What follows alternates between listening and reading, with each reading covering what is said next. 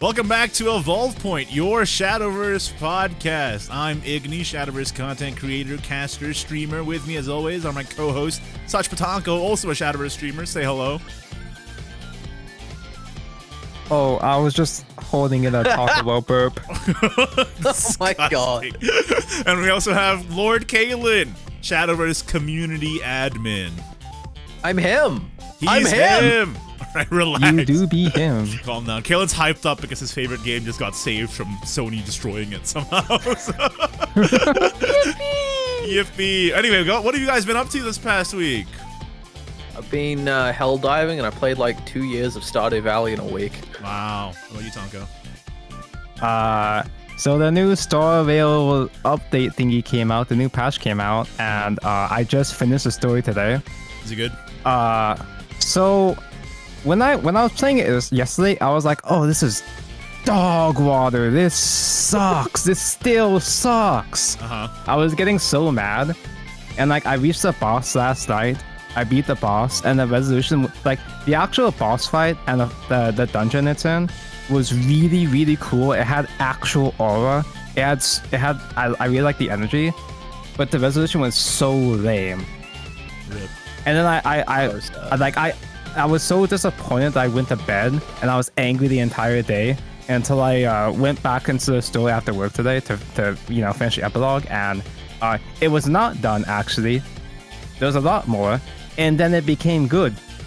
Oh, it got better. The story was only pretending to suck the entire time. Happy ending. That's nice. I uninstalled Star Rail ages ago, so I'll just take your word for it. Without spoilers, I've been waiting this entire time for the story to finally reach like the peak, the keynote that was Belobog's story, Belobog's climax, and they finally we got a moment like that again. So I was was satisfied by the end, and I did pull Robin. So literally after Belobog, I'm like, this game is so lame. I just cannot take it anymore. Everybody knows that the Xianzhou arc, like the Luofu arc, was terrible. Everybody knows that. Everybody accepts that. Everybody has been saying that the new story was so good, peak cinema, and I'm like there's a couple good scenes, but it's so mid. The Penacony arc was so mid, except for the first third, like the first patch. So pretty much like 70% of the story for me was boring to mid, sometimes actually like straight up bad, but never as bad as the Luofu. So okay, well there you go. I'm probably not going to reinstall it. Sounds like not what I want to spend my time on right now. I barely even play Genshin anymore. I just log in, get primos, and I just log out. That's how I've been doing Genshin too. So I'm so burnt out on gacha games. I'm just like done. That's fair.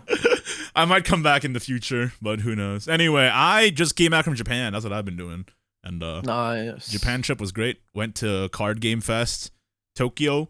Went to Rage. I competed in the last Rage ever, which is fun.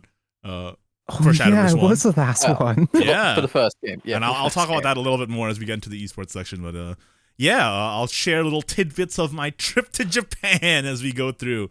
But I guess one thing that's not related to Shadowverse, the app game, is congratulations on winning. I did not. Do not say that. I went to Card Game Fest in Tokyo. It was really cool. There's so many people there. I'm glad I didn't get sick. That was a real worry of mine. Did you see any buddy fight? Was buddy fight mentioned? Dude, there was an entire field of tables just for buddy fight. I'm not even joking. Nice. And there was a whole section for Shadowverse Evolve, obviously, the huge section for Vanguard, the pre-release, like not the pre-release, what it's called, like the pre-opening line for merch is so long. People are just like waiting in the hot sun. Oh yeah. And also before the opening, there was a huge line to try out the HoloLive TCG demo as well. They were demoing that. And apparently, the word on the street is somebody already discovered an infinite loop combo. Nice. And apparently some guy was doing it during the demo, and the people who were working the booth were just like, oh no. Take notes. So that's pretty Who was funny. it? Who was committing war crimes? Which VTuber was it? I have no clue, but like that's what I heard. And then somebody, the people who were working the booth were just like, can you not do that? It's very fun. Well, it's your job's not your guys' job not to make this. Yeah. Also, that's probably gonna get patched out. Yeah. Anyway, it was a lot of fun. I met a lot of people. Met Chris. Met Vicious for the first time. Met a bunch of Vanguard and Shadowverse people. signed a bunch of cards, met the ambassadors. It was a good time. I didn't compete, but Chris did that day. What I did compete in was Rage, like right after. So we'll talk about that as we get into it. But first, let's get into the news, shall we? Yeah. Yeah. Mm-hmm. So first of all, obviously Hero Battle Cup ended, and Hero Battle as a whole ended. I wanted to get your guys' thoughts on. First of all, how did your GP finals go, and what do you think about the format now that it's all over? Now that dust is settled. I'm so good at Hero Battle. Oh, I got 1 win with Mizuchi and 2 losses. Oh, brilliant. Nice. Oh, nice. Hey, at least you got the sleeves and emblems though. I got to Group B finals. And I won 2 and then lost 1, and I didn't even get the sleeves. I just got the emblems. I'm like, come on, bro. How'd you do, Petty?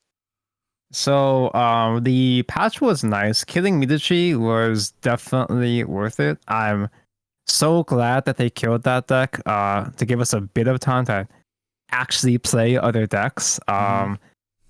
Sadly, I did not do very well in the final round. I've been practicing a lot with Artifact because, you know, I'm the Protocraft guy. That's I feel you. at home playing Artifact, Yeah. but I got stuck with a bunch of losers like Blood and Sword and good classes instead. Yeah, it really sucked that you didn't get to choose what class you went in with. What's your finals record then? In the end, I think I just got like 1 win as well. I picked Bunny, and Bunny is, you know, Bunny is one of the best decks, but the problem with Bunny though is that it loses hard to Evo Rune, and I got demolished. I don't remember exactly, but I know I got demolished by a high roll mono player. Rip. Like both Mono and Bunny are really strong, but they both get annihilated by Evo Rune because it just had so many wards and heals. I think Evo Rune was the best deck of format after Mizuchi died. I played Evo Rune and I did like I said 2-1, but like even that wasn't enough to just like not give me the sleeves. It's so sad. You know, in Group B, you have to get all 3 to get the sleeves. What the heck? I feel like that's what I said last podcast, that Amaryllis was the best deck up there with Mizuchi and Mono. I thought last week that it might be like it's a special format, so maybe they give you sleeves in the group B. No. I realized that they only do that for collab. Shows me, dude. I shouldn't have gone to Japan, I guess. Unlucky skill issue. Anyway, what do you think of the format as a whole now that it's all over? I love it. Great. It's such a cool idea, but there were so many. There were so many. It was a really good like first attempt at it, but there was so much wrong with it. There were so many neat ideas or strategies that were just half baked. Either the skills were useless, or the decks that they were given, like the actual cards they were given, were just completely unplayable. Yeah, like they gave us 24 decks, but only like 10 of them were even playable. First of all, yeah. Say Castel's playstyle is actually really sick. The XO gameplay, the idea of it is actually really cool, and the silly Castel token to reduce your hand payoff is neat. Kind of scuffed, but it's neat. But her deck was completely unplayable. Like, they put so many bricks in that deck. There were exactly like 7 good cards in the entire deck. Yeah, I kind of feel you. I feel like I would have liked 12 actually playable decks instead of 24. Where most of them are completely like unusable, honestly. Did you guys get to play a good spread of decks throughout the event? Oh no, I was in Japan. Oh yeah. Oh yeah. I think I played everything except for Haven. I did not even touch Haven. I did not even want to bother with the Haven decks. Not that they were okay. They were alright. I just didn't want to associate. Yeah. Damn. Yeah. I played. I was able to play 8 different characters in the GP. That's good. And I did a little bit in casual as well, but yeah, Drak, not good. Oh, Drak was super ass, dude. Well, not to put the cart before the horse here, but this is going to be our question of the week this week, is what would you change for Heroes Battle? We'll bring that up again at the end of the episode. But my biggest thing is I just want the hero powers and then just let me build a deck. I know that'd be crazy, but it'd be fun for a little while. So what they could do, what if they were to let you customize? They could narrow it down to a pool of cards you can use to build your deck. So they narrow it down like there's sort of like, you know, ceiling of how much dumb shit you can do, but you at least have the option to choose different payoffs or different ratios. Yeah, that'd be cool. What about you, Kaelan? For Heroes Battle, what I'd want them to do is instead of letting you pick your, like, if it's going to be a more serious format like the GP, maybe force you to draft decks for the GP instead of not draft. Like draft means a different thing in card games usually, but I mean you are forced to pick from a set amount of characters when you are already matched with your opponent, and you can counter pick and maybe have a best of 3 instead of just it would require like so much UI work in the game right now. It would, but just like having the ability to counterplay what your opponent's playing, which would also force them to play different stuff, because realistically the meta just became 3, maybe 4 of the 24 decks were actually good. Yeah, I think that's also just because they spread themselves too thin, right? Like they weren't able to balance everything perfectly because there's 24 freaking decks that were available. So yeah. If anything, they could permit that sort of thing for private matches, because there's a reason why we don't have best of 3 in Grand Prix or ladders, because it's very difficult to get mobile players to commit to a best of 3. Yeah. Like it's very inconvenient for an online matchmaking like game, at least in the context of card games. Well, I've always said that if they were going to implement best of 3 into a card game, they should just do it fighting game style, where you start off default, it's a best of 1. Yeah. And then when you get to the end screen of the game, you can like challenge your opponent to a best of 3, and if both agree, then you go into a best of 3 set, and you get more, master points or whatever. When you lose, less, you agree to a best of 3. You guys have ever had that moment where some Japanese player tries to add you as a friend, and their name is either like them demanding a rematch, or it's like a slur or something? No, never had that. That's crazy. That happens. Yeah. But yeah, there are at least a few times over the years. There are a couple people that will be so mad at you that they will try to add you as a quote unquote friend so that they can private match you for a rematch or something. It's very uncommon, but it's a rare anomaly. That I don't think that's happened to me because I have the check mark and they're afraid I'm going to report them or something. Anyway, shall we move on? Yeah. The next bit of news is that the Grand Prix Heroes Unlimited Cup is happening today until May 19th. With Tanko, you have to play because it's post-apocalyptic girls cosmetics. Each girl has an emblem and also sleeves.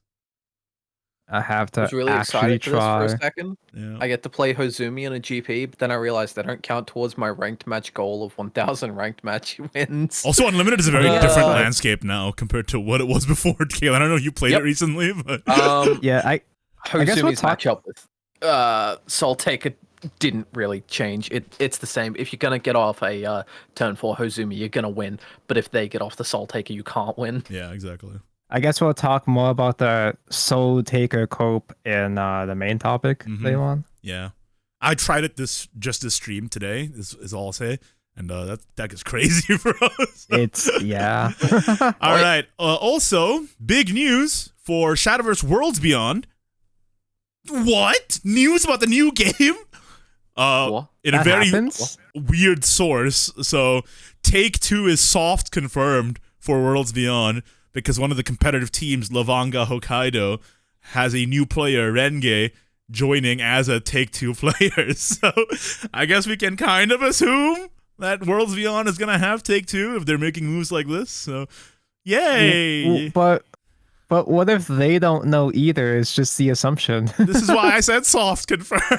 Yeah, like I actually kind of find it hard to believe that Cygames would be talking to competitive teams and not organizations about Worlds Beyond stuff. So I don't exactly trust this. Yeah, but also, but like teams in Japan are like way bigger than they are anywhere else, right? Because they get like actual sponsorships. They're like actually like huge conglomerates and stuff. So. I don't know if they would have that kind of sway, but I mean, it's just a safe assumption. We're gonna have Take-Two again. Yeah, probably. I mean, like some kind of they have to form their roster, right? So like, I just assume that maybe Shadowverse was like, hey, we're gonna have Take-Two, get a Take-Two player.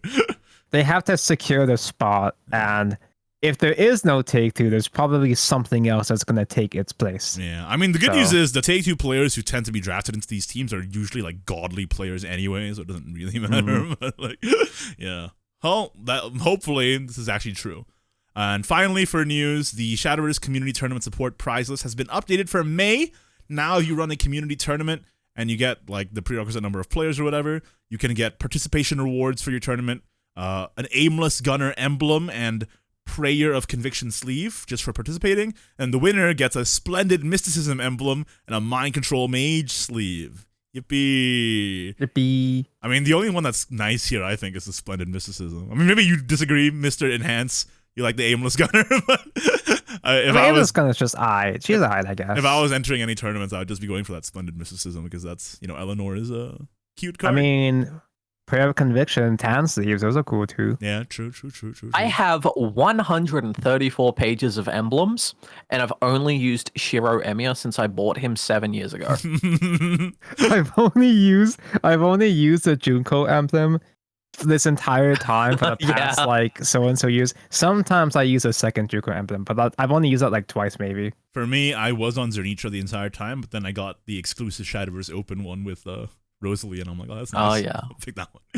All right, guys. Dude, it's like when I change the emblem, I just feel wrong. You're a different person, basically. I feel like I'm in the wrong skin if I change my Junko emblem. Who am I? Am I SuchPettanko or am I some other guy? Am I the real SuchPettanko? You're not him. The esports this week has been crazy. Turns out the buff to a bunch of cards actually spiced up the meta quite a lot, and I can speak to this a little bit myself because I actually played in Shadowverse Rage Summer 2024 prelims. I was in Japan. I went there. It was an insane scale of event. Like you hear, oh, Rage is big, right? But then when you're actually there and there's like literally hundreds, if not thousands of people all playing in the LAN, it's like actually insane. So I want to talk a little bit about my experience, if that's okay with you guys. I went in, and the registration was pretty easy, honestly. All the Japanese players went to one line, and all the foreign players went to another line, making it very easy for me because there was not that many foreign players. Like I think 2 people, yeah. I think there was like 10 people registered for foreign players, but obviously because this is a LAN, you have to fly to Japan for it. So only like 4 people showed up for out of the foreign players who registered. So I got into a separate line, I showed them my ID or whatever, and they ushered me into a specific area just for foreign players so that they had like... You literally skipped the TSA line. Exactly. And there's a specific area just for foreign players. Don't worry, you don't match with just foreign players, you match with everybody in the tournament, but they just seat everybody there so that it's easier to, customer support you. Because in Japan, you use an app like Shadowverse Tournament Navigator or whatever, and that tells you what you need to do and where you need to go. But obviously, if you're out of Japan, you don't have that app. So they seat you in an area where the judges and the support staff can help you more easily. I think it's really nice. I think the organization was really good in the event, especially for the scale that it was at. So it's kind of the containment zone. Yeah. I mean, obviously, I still fought against. I think I fought only Japanese people. I didn't fight anyone else. Yeah, because there's like thousands of Japanese players and 4 foreign players. So like obviously, but yeah. Anyway. So the fact that they had like a little separate like tiny support team for foreign players is kind of nice. It's really nice, yeah. The kiddie table, the kiddie table. And one of the people was actually just like, "Hey, are you an ambassador for Evolve?" And I gave him my EP, and he was very thankful and all that. It was really cool. Yeah. So are you the guy? I'm the guy. So him. In the first day, obviously, there's literally thousands of people, right? But you have to get an X1 record, so 5 wins, 1 loss. Minimum to make it to day 2. So out of thousands and thousands and thousands of players, probably like maybe 1,000. It's probably like high hundreds, like low thousands. I think it's like quite a few people. It's like an entire expo hall basically, and it was pretty funny because like right across the next door was a pet exhibition. So there's like a bunch of dog owners just confused as to why there's like so many people here right now, and so like the entire like outside area was just a mix of like Shadowverse players and dog owners, basically. But yeah, after the first day, obviously 99% of the people got cut because you need to go X1, and on the second day there was only 39 people, which is insane to think about. Whoa, that's a very harsh cutoff. Yeah, for me, you think that'd be? Yeah.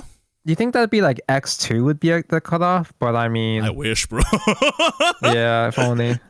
Because I made it 2-2 as my record in the end. If you lose 2 rounds, you're automatically dropped. So my record was 2-2 in the end, and I'm actually pretty happy with that.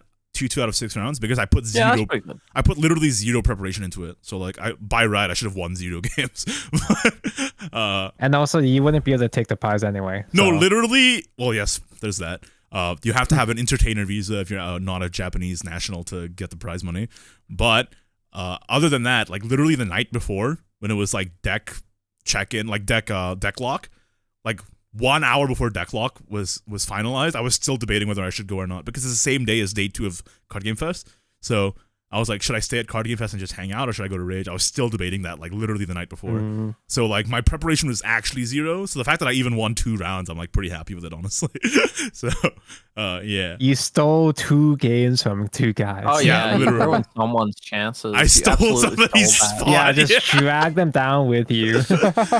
I mean, I'm pretty happy with it. It was a lot of fun meeting people and like just saying hi. I met like a cosplayer who cosplayed Leon from Shadowverse anime. Oh yeah, I saw that was sick. Yeah, it was a fun time. John Psy Games. And basically, Shadowverse, I mean. I played Natural Dragon Wrathblood, which are both really good right now, but I did not take into account the meta shift as much as I would have liked because I didn't prepare. So yeah, honestly, none of us even thought about the new rotation after the patch. There was quite a few slower decks, and I brought like a super aggressive Natural Dragon with just like focus on Forte OTK.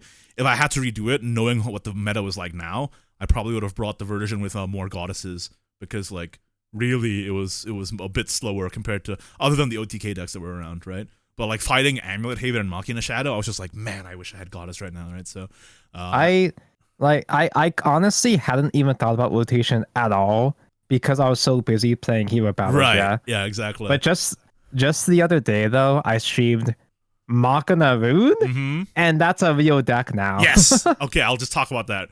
So my first round, I was up against like a pretty standard lineup, and I lost versus Latica plus Wrathblood, I think. Then the second round, typical. I fought Buff Dragon, Wrathblood, and I won that because I think Buff is really bad right now. So I was able to win that. And then the third round, I fought this Master OTK Supermind who OTK'd me on turn 6 with Tetra, and that was when I was like, okay, this deck's real. That's crazy. Yeah. So my experience playing Machina Rune, it is a really scary turn 6 OTK deck. Like I don't even know how you would ever survive that OTK. I don't know what's good against it. But the thing is though, Machina Rune is one of those kind of decks where it just loses to itself. Yeah. Because the only cards that matter are the Machina pieces. Everything else in the deck is dog water. And Amaryllis. It's all just filler. Yeah. But it's Amaryllis. But it's all just filler. Ginger is fake. When I was playing the deck, you use like generic packages, like you can play a spell boost card, you can try to play like a dirt package, but it all feels bad. The entire deck is completely worthless if you can't draw your Machina pieces on time. Your Tetra and your Tech Wizard, right? Exactly. But if you get it, it's just a good game. This OTK literally killed me on turn 6, and I'm like, damn, this deck's real. That's crazy. But then he also, his second deck was also an OTK deck, but it was UN OTK, and he literally almost got it every time. He got 4 UNs turn 6 every time. He was missing 1. I know about the Machina Rune, but I need that list. I was able to win just because he was missing 1 every time, and I'm like, damn, that was super scary, bro. And then I lost to Amulet Haven plus Machina Shadow, and that's when I was like, damn, should have went for the more controlling list. Anyway, because I didn't take into account the meta shift. So basically what happened after that was I was like, okay, I'll just check back on the results later. And on the day 2, 39 players left. There's at least 1 player using every class in day 2, which is really great to see. So nice. There was a artifact player, there was a Natra sword player, and then all the usual suspects after that. So sword made it? Wow. Yeah, to day 2. Yeah, it's pretty intense. But then, obviously, the 39 players get cut down to top 8, and this is where we are now. No portal, no sword in sight, but every other class is there. Aww. So kind of like pre-patch, where sword and portal are still the worst classes by far. To be fair, though, there's still a lot more diversity compared to pre-patch. Yes, in the top 8. The diversity is much better. So I'll just read out the decks that are in top 8 right now. Natural Dragon, Amulet Haven, Machina Rune, Wrathblood, Evo Blood, Latica Forest, Machina Shadow, Necromancy Shadow. That's a lot of decks in the top 8, which is nice to see. Also, Natural Dragon is legit super strong now. I should have played the more controlling variant, but yeah, there you go.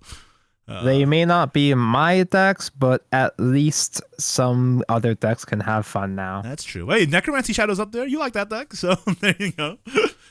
I like that deck. I like that deck until I stop drawing my Ignideus. Yeah, it is. My Viscarias or whatever. Yeah. But it was a fun day of competition. I wish I could have made it a little bit further. I met a bunch of people who were familiar faces. Like, for example, I met Tempest from Team Dawnbreakers. He hasn't competed in a while and he's coming back into it. I met Mingy God, the Korean WGP player from a few years back. He was there, and I'm like, oh my god, do I have to fight you? Thankfully, no. But that was scary. It was pretty cool.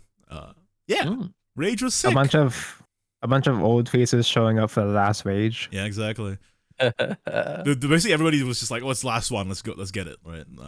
And the finals for that is gonna happen in June, I believe. So keep your eyes peeled on when we get a little bit closer to that. I'll talk about the dates for that, but it's still a while away. I think it's like 1 whole month away plus. So yeah, these 8 players have to just sit on it for a while until the mini comes out and then rethink their entire lineup. So smooch. Anyway. Speaking of tournaments, though, that wasn't the only tournament that happened. Obviously, JCG, the online tournaments, are still happening, and the winners are really varied here. So on the 3rd, Amulet Haven and Artifact Portal won. Oh my god, Artifact mentioned. Portal.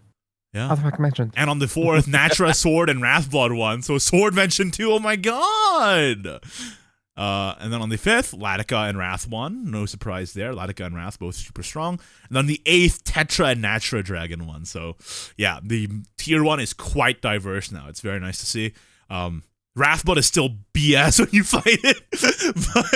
But at least they've gone the route of if everything is BS, nothing is BS, which I don't know if I fully agree with, but at least the results are there. So I'm actually surprised that the buffs seem the patch, the idea of buffing everything, it kind of is working, I guess. Like, this is the desired result that they were looking for. I still hate playing against Wrathblood. I hate Wrath. And I still hate dying to turn 6 Tetra, right? I hate those guys. I mean, turn 6 Tetra is really funny, but it's like when I'm playing on ladder, when I'm playing on ladder, I'm like, this is the worst decision ever made. I'm like, I hate it here.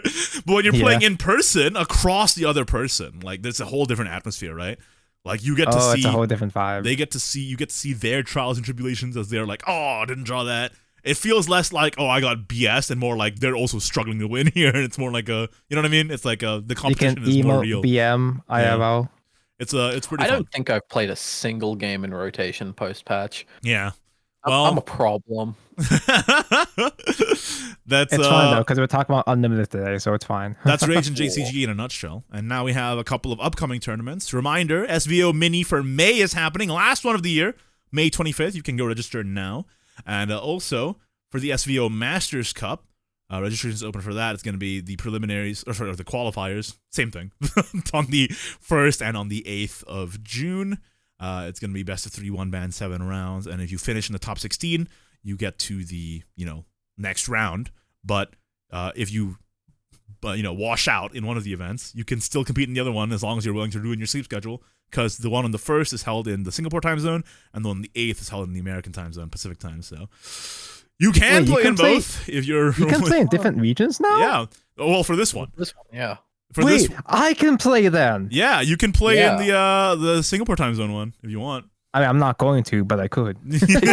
Why not? Just do it. It'll be a fun story for the podcast. I'm always doing the story time. When's the time for Tonko's story time? My story time is all like other gacha games, though. Anyway, so my story time involves not getting stabbed in capital cities. So I can't talk about those. Be careful, Kaelan. Well, that's the esports. Yippee! Yippee! It was fun. I'm glad I got to make it to the final rage of the entire game. Feels like a nice capstone event for me. Dude, Giving me a bit of closure, I feel like. I saw that poster board, that wall of all the player signatures on there. Mm-hmm. Were you on there? Yeah. Did you sign up there? I signed it. I signed it with Ignideus. So yeah, he was flexing his height on everyone and put his almost at the top. Also, that was quite early in the day. By the end of the day, it was completely full. So nice. Yeah, it was pretty cool. All right. Well, time to move on to the main topic. Guys, now that the Unlimited Cup is on the wait.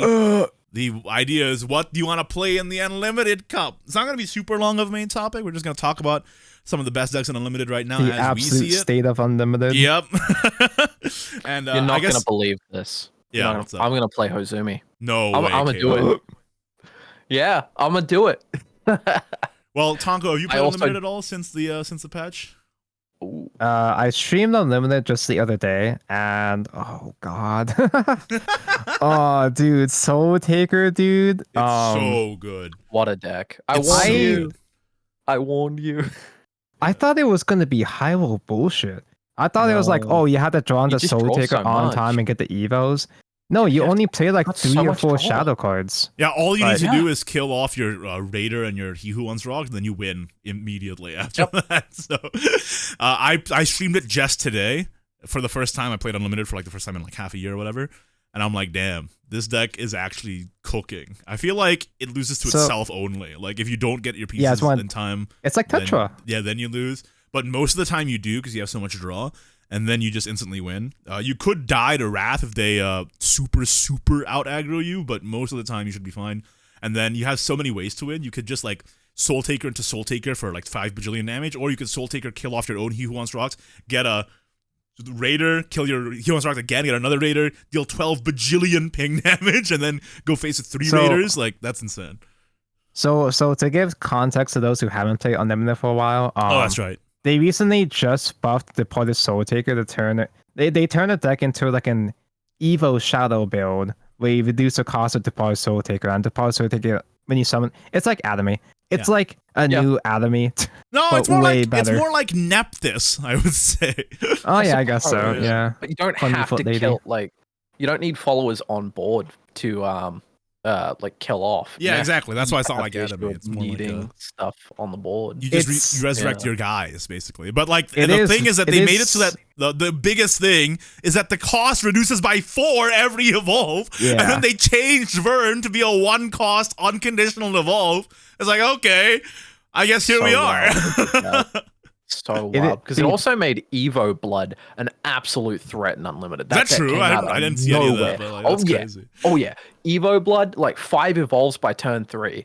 It's insane. And Alice in that deck is cracked because she's a 3/3/3 now that recovers 2, evolving into a 5 Storm. Yeah, Alice is insane. Yeah, Evo Blood probably one of the top decks in the Unlimited as well. I feel like a bunch of Evo decks in general are gonna make their appearance now too. Like obviously the usual contenders are still good. Wrath Blood is still good. Hozumi is still good. But like I think even Spell Boost is fine still. But like Departed Soul Taker is so meta warping now, or like you have to be wary of that deck. And like I don't even know how you even counter it. Like because if you leave a board up, you die to Raider, and if you don't leave a board up, you die to Soul Taker plus Soul Taker, or even just Soul Taker plus like. You kill off your own He Who Wants Rock with a Soul Conversion or a Night Terrors, and then you still die, right? It's like I feel like I don't even know what the counter is for this deck, really. Dude, it's so sad seeing people try to play Atomy.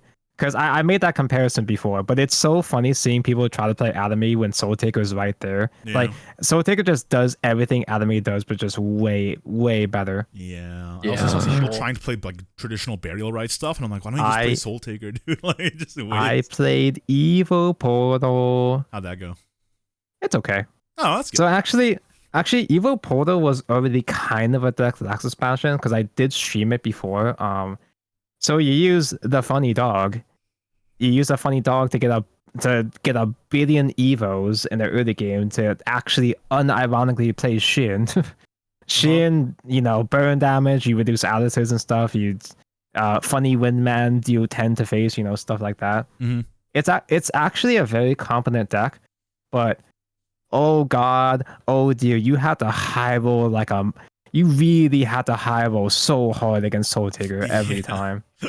I feel like I saw a lot of comments in my chat that was like, I hope this gets nerfed before the Unlimited Cup happens, because god damn it, I do not want to just fight 5 Soul Takers every day. And I'm like, I kind of get you. They may have gone a bit too far. I do think they went too far, but also I do think that this is KMR's one of KMR's favorite decks. That's why he's done it. You wanted to play Soul Taker in the GP. Nah, there's no Dark Alice in it. What are you talking about? Yeah, but like it's the same style. It's like like both Alice Kurobane cards are good in this deck too. It's like yeah, it's the fact that you play both anime cards together is very fitting. Yeah, but I do think it was valid for them to super duper push Evo like that. I think that's fine. It's just the Soul Taker was maybe perhaps a step too far. Reducing my 4 I mean, they got actually absurd. They gotta sell the leader though. They gotta get you excited for the main expansion leader. Oh my god! You think that's actually why they did it? They're like, let's buff Soul Taker. It's really, no, they've done it several times. They'll do this several times where they will specifically buff up a poll winning leader card when the card is completely unplayable. They'll buff it up just so that you can actually use the card. You know what? I don't even hate for example. I don't even hate that because like imagine pulling it and then like not being able to play it. That would suck as a new player too. So like dude, when Ramia Leader came out, when they buffed Ramia into an artifact, that changed everything, dude. I don't even think that's a bad decision, honestly. Like imagine like being a new guy, you pull the leader and you're like, oh, it sucks. Okay. No, dude, it happens all the time. It happens all the time. Where I see a new player. They pull a thing like, oh, this is so cool. How do I use this? It's, oh, you can't. Sorry.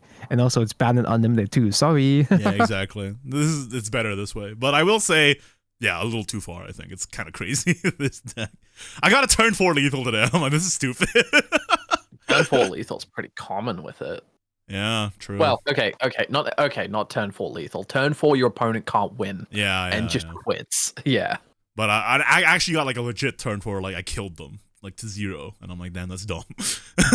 Yeah, like you have to win by turn 5 and unlimited. That's just how it is. Turn 6, there is no turn 6. Turn 6, you go to rotation for turn 6. You go to rotation for turn 6, Tetra OTK instead. Yeah, right. Turn 7 and up. Well, who? I don't know. Who does that? I've never heard of them. Play Take 2. You want to go to turn 7? Anyway. Yeah. Well, pretty short main topic, but we pretty much covered it. Like, is there any final like? Gun to your head, gun to your dick. Recommend one deck to play that isn't Soul Taker and Unlimited. Go. That isn't Soul Taker. Evo Portal actually does have gas. It's really fun to play. Although it does feel bad if you just simply don't get your dog combo on time. But when you get the God roll of Accelerating and a billion dogs, oh my god, you feel unbeatable. True. You are beatable, but you feel unbeatable. What about you, Kaelan? Don't say I want my opponents to play infinite Zoe decks so that I can just farm them when they play the Roost. Okay. Interesting. Yeah. Interesting. Simple.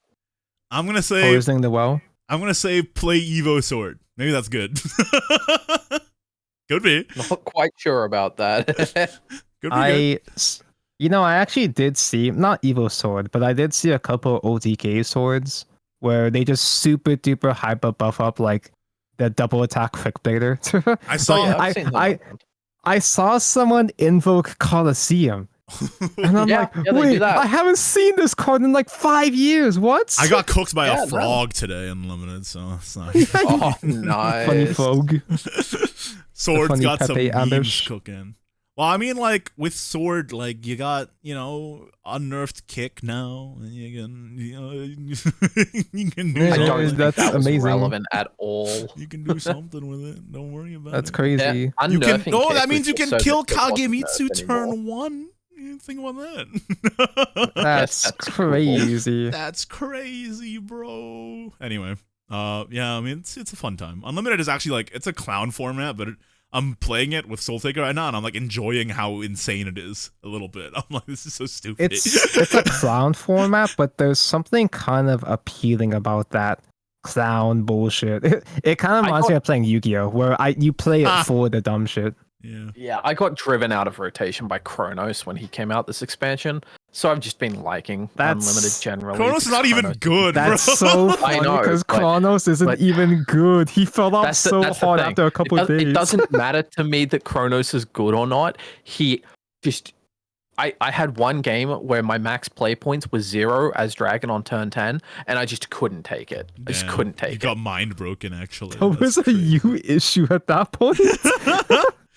All right, well, question of the week. Last week we asked, what support do you want in the mini set and why? Let's listen to some of our respondents. Fantasy Lion says the mini neutral should be Nerva, but she has to put one of the following into your hand, and it's every villain in the game. So it's like 30 cards in one or something. That's basically what you said, Taco. Yeah, That's what I said. Yeah. It's like Yeah. Elena 2, like, but it's like the villains instead, basically. Yeah. Colin says, IMO, the goal of the mini should be to round up all of Shadowverse's story. As such, I'd like to see them put in as many story-relevant characters as possible, especially ones that haven't gotten a card before. I don't care what they do, but seeing Nerva, Nexus, Floes, even Adult Itsurugi as the final few cards would be really cool. That's basically what I said in the last episode. There are too many missing cards. There are some characters that I'd like to see them come back, sure. But we have way too many story characters that are just not represented. Mm-hmm. You remember Floes was in the trailer for Storms over Raveo too, and they just did nothing with her. Showed up. Yep. And finally, Red story reasons. Yeah, well, she's in the story. No, I won't get into it. I mean, I wouldn't know. You could tell me anything, and I just believe it because I haven't played it. So she's already got a card in the game. Red Mist says, "I'm not sure why, but can we get another Vayan portal?" Okay, yeah, man, according to his own desires. My man. Also, where's my Saito card? I would love to get it. Yeah, we also mentioned that. Like Saito would be cool. There's so many cards that just haven't gotten one yet. Like, where are they? Give them to me. I know we're not gonna get us Vi because there just isn't space for any returning Rigid Bahamut characters in this set. But we haven't had a news Vi in so many years, dude. It pisses me off. We didn't get a news Vi. We never got a new Saphira, dude. Yeah, we never got Saphira back. That's true. She was Rebirth of Glory and Dawnbreak Night Edge. That was quite a while ago. That's actually smart. Well, Worlds Beyond. We can only hope. Maybe in Worlds Beyond. And as we lampshaded earlier in this episode, the next week's question is, how do you change Hero Battle for next time? Let us know in the comments down below. I've not been doing this on Twitter recently because Twitter doesn't earn me any money or views. So just get Twitter blue then. Comment it in the YouTube video. All right? Or if you're listening on Spotify, you just sit there and look pretty. You're yeah. You go. You go, girl. Does Spotify have comments? There is a Q&A like thing you can do on Spotify, but I have literally no idea how to view the responses. So maybe I'll figure that out for next time. And the one time I tried to answer, I think it was actually sending a support ticket to the podcast. Yeah, you're trying to get the podcast taken down, Kaelan. What the frick? No, that's not it. All right, well, that's it for this episode. Any final words before we log off? You will find my summon sign in the skull cavern. Yeah. Tanko, do you want to just let out a sick, nasty one right now on mic? Do it. Now you're making me shy. You can find Tanko and Kaelan in the description down below, or, the podcast information. And rate the podcast. Rate us 5 stars. This is the quality content you wanted, right? Remember when YouTube had stars in Indonesia right now. We're one of the top podcasts in the Philippines, I think, is what the email said. Oh, that was what it was. Shout outs to the Philippines. All right, I'll see you guys later. Yippee. Bye. Bye-bye.